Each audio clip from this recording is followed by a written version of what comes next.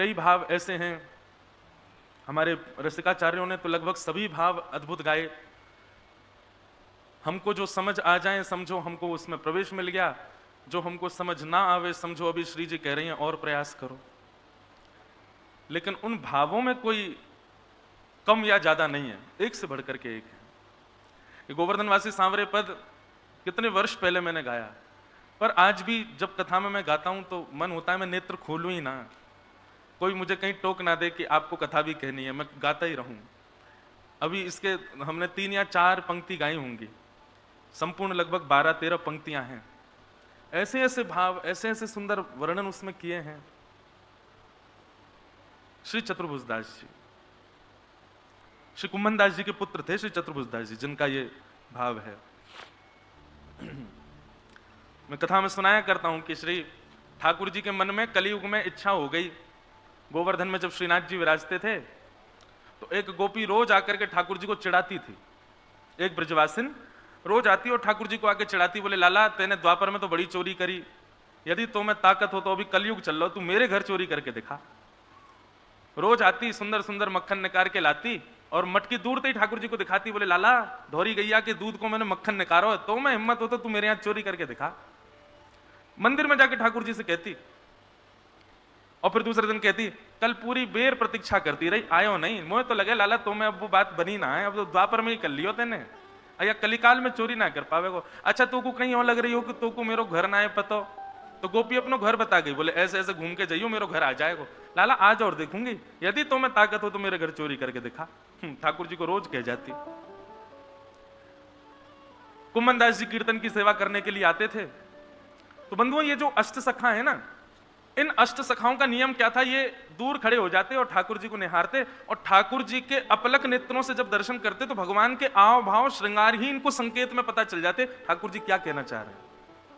एक पद है रसिक जनों का, मुझे पद स्मृति में नहीं है, पर उस पद में ऐसा वर्णन है कि जब श्यामा श्याम दोनों वन में मिलते हैं तो किशोरी जी के श्रृंगार से ठाकुर जी अनुमान लगाते हैं कि आज रात्रि का रास कहां होना है। यदि किशोरी जी ने अपने गाल पे खूब सारी पत्रावली करी है तो यानी ये सुंदर सुंदर चंदन के खूब सुंदर छींटा है गालन पे, तो ठाकुर जी समझ जाते हैं कि आज महारास होगा, मतलब खूब सारी गोपी आएंगी। और काउतना श्री जी केवल एक ही बिंदी रख के आमे तो ठाकुर जी समझ जाए, बोले आज हमको अकेले आनो है, एक ग्वाल वालन को संग नहीं लानो है।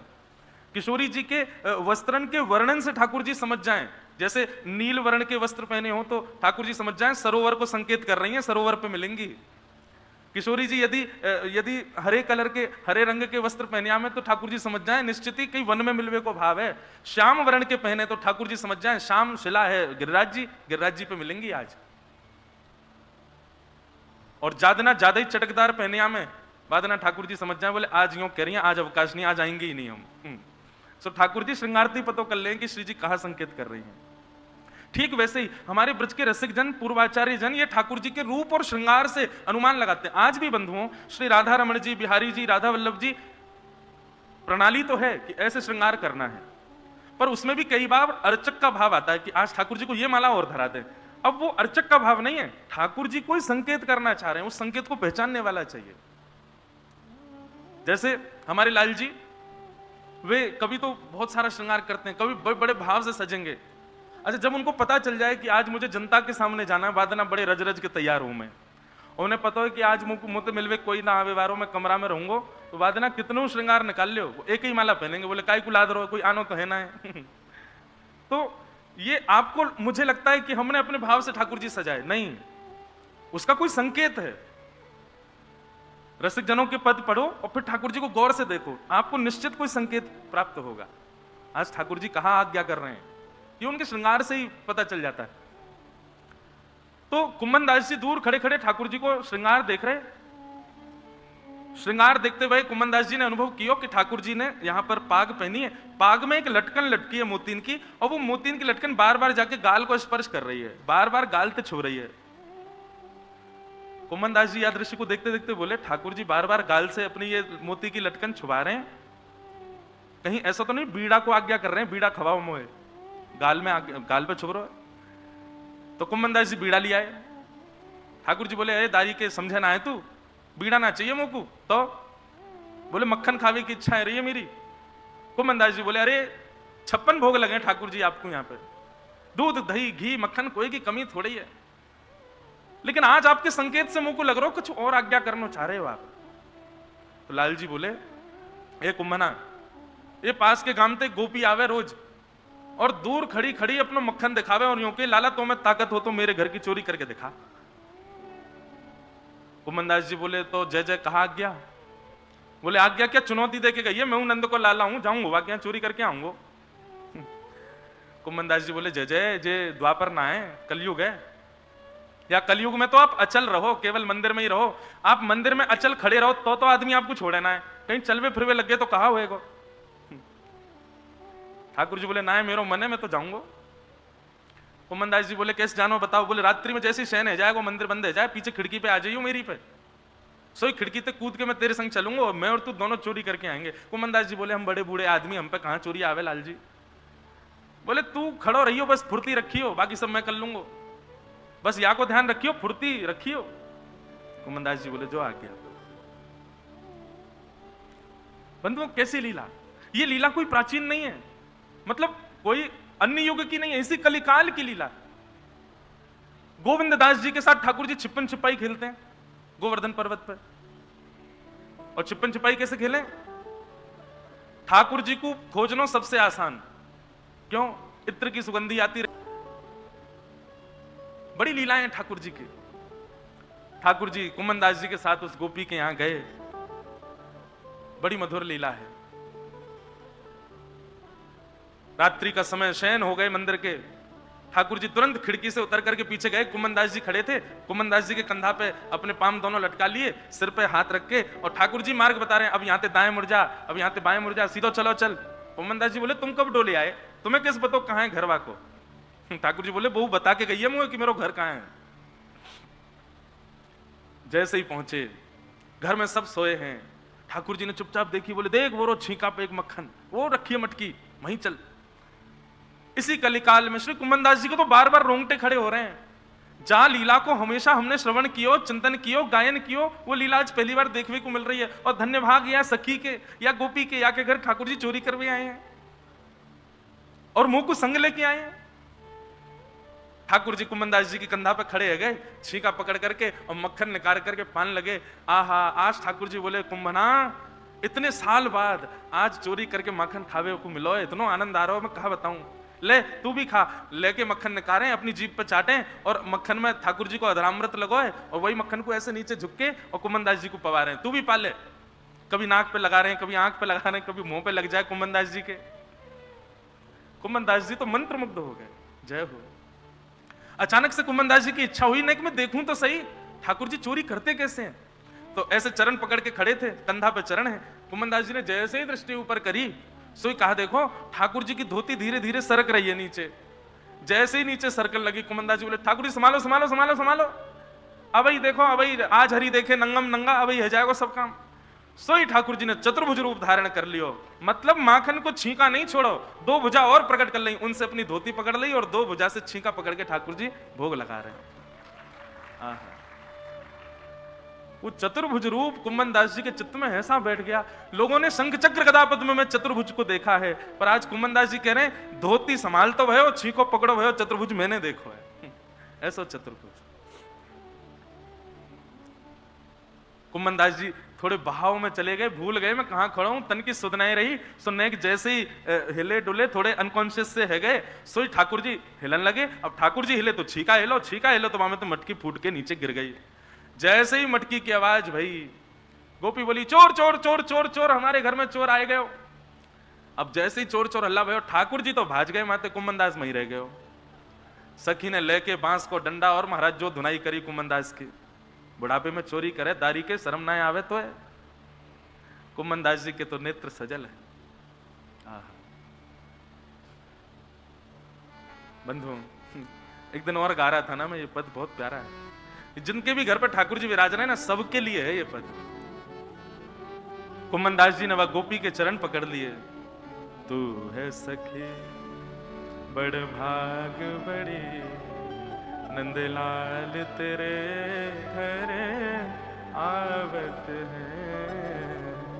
तू है सखी बड़ भाग बड़ी, गोपाल तेरे घर आवत है। निज कर गूथ सुमन के गजरा, निज कर गूथ सुमन के गजरा, ये अपने ही हाथ पहरावत है, अपने ही हाथ पहरावत है। तू अपनो श्रृंगार करत है, तू अपनो श्रृंगार करत है, ये दर्पण हाथ दिखावत है, ये दर्पण हाथ दिखावत है। तू है सखी बड़ भाग बड़ी, नंदलाल तेरे घर आवत है। तू है सखी बड़ भाग बड़ी, नंदलाल तेरे घर। वास्तव में हमारे सेवा के ठाकुर जी ऐसे ही तो हैं। हम जैसे चाहें वैसे रह लें बेचारे, जैसो खवाए दो, जैसो पिवाए दो, जैसे बैठाए लो, और फिर उनकी सेवा हम करें और उनको देख करके लोग हमें यश दें कि आहा तुम्हारी सेवा बड़ी बढ़िया भैया। सब कोई इनके यश गावत, सब कोई इनके यश गावत, पर ये तेरो यश गावत है, ये तेरो यश गावत। आपके ठाकुर जी को देख के, आपकी सेवा को देख के, आपके भाव को देख के यदि कोई प्रशंसा कर रहा है ना, तो वहां में अपने ठाकुर जी को ही देख लियो, जय ही कह रहे हैं या के रूप में आके मुंह से ये बात। कुंभन दास लाल गिरधर के, कुंभन दास लाल गिरधर के, जे तेरे ही हाथ बिकावत है, तेरे ही हाथ बिकावत है। तू है सखी बड़ भाग बड़ी, नंदलाल तेरे घर आवत है। तू है सखी बड़ भाग बड़ी, गोपाल तेरे घर आवत है। शुकुमन दास जी बस गाते रहे और वो सखी पूछती रही, बाबा कहा बोल लो है, बाबड़ो है गो, पागल है गो, है कहा बोल लो है। कुमन दास जी बोले बतावे को विषय ना है गोपी, बस तेरे पामन की रज लेके जा रहा हूं, तेरे भाग्य की कही ना जाए। स्वयं श्याम सुंदर आमे तेरे यहाँ चोरी करवे हैं। और श्री कुमन दास जी को उसी समय जैसे ही बाहर गए, सो ठाकुर जी कदम वृक्ष के नीचे खड़े, कुमन दास जी बेचारे पिटपिटा के आए, ठाकुर जी से आके बोले वाह जय जय, बड़ी भली चोरी करी तुमने, हैं खुद तो भाज गए, मुंह को छोड़े आए वहीं पे। ठाकुर जी बोले मोते मत कह, मैं पहले ही कह रहा हूं तोते, चोरी में भैया जल्दी करियो। अब तुम खड़ो खड़ो जो है भाव में, अरे चोर है कभी भाव आना चाहिए, तुम भाव में खड़ो है। ठाकुर जी के चरणन में प्रणाम करके कुमन दास जी बोले जय हो भगवान, मैं कहां मुख से आपको धन्यवाद करूं जो आपने आज मुझको सुख दिया है। ठाकुर जी बोले अच्छा कुमना एक खुशखबरी और है। बोले कहा? बोले तेरे घर अवई अवई एक लाला भयो है, तेरे घर में एक लाला भयो है। ठाकुर जी खबर दे रहे हैं कि तेरे घर लाला भयो है और वो मेरो भक्त होएगो। तब कुमन दास जी ने बिना पुत्र देखे ही उसका नाम रख दिया चतुर्भुज दास। मैंने आज चतुर्भुज रूप का दर्शन किया ठाकुर जी के, वही चतुर्भुज को दास मेरे घर में जन्मो है। उन्हीं श्री चतुर्भुज दास जी का ये पद है, गोवर्धन वासी सांवरे तुम बन रहे हो ना जाने। बड़े सुंदर सुंदर भाव हैं बंधुओं, कहां तक कहें, मन ही नहीं होता इन भावों से बाहर की चर्चा करने का। केवल वृंदावन में, सब जगह नहीं। हाँ, बाकी जगह तो आप ज्ञान वैराग्य की खान सुन लो, लेकिन यहां तो यूं लगे बस प्रेमियों की बात करते रहो, इन्हीं सब चर्चाओं में लगे रहो, ऐसे ही भाव सुनाते रहें, आप सुनते रहो, हम गाते रहें, आप गुनगुनाते रहो। यहां तो कहवे को भी मन ना करे, वृंदावन में तो यही मन करे गाते रहो, बस सुनाते रहो।